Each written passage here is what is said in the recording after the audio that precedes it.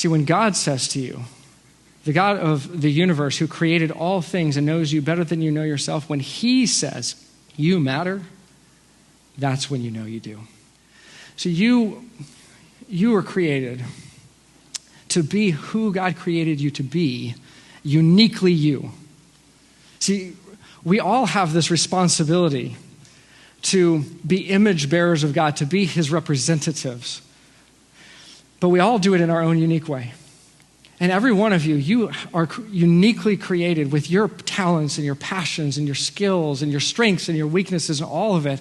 And the job that you have, the position that you have, whether you love it or whether you hate it is irrelevant.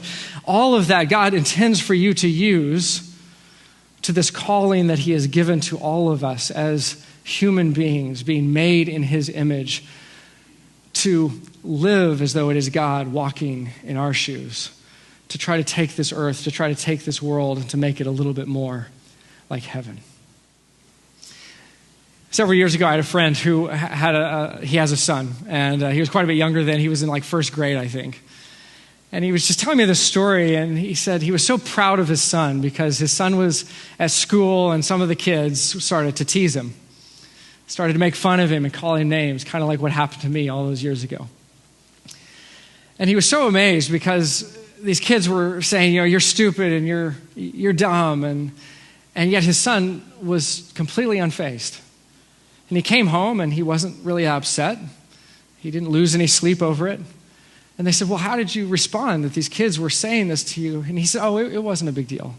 They told me I was stupid, and I just said, I'm not stupid. God made me. It reminds me of verse 2. From the lips of children and infants, you have ordained praise because of your enemies to silence the foe and the avenger. I'm not stupid. God made me. And there was nothing more that they could say.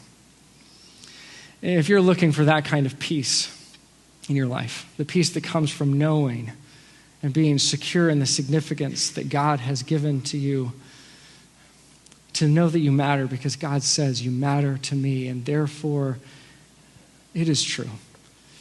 If you're looking for that kind of significance, it begins by knowing Jesus, by giving your life to him.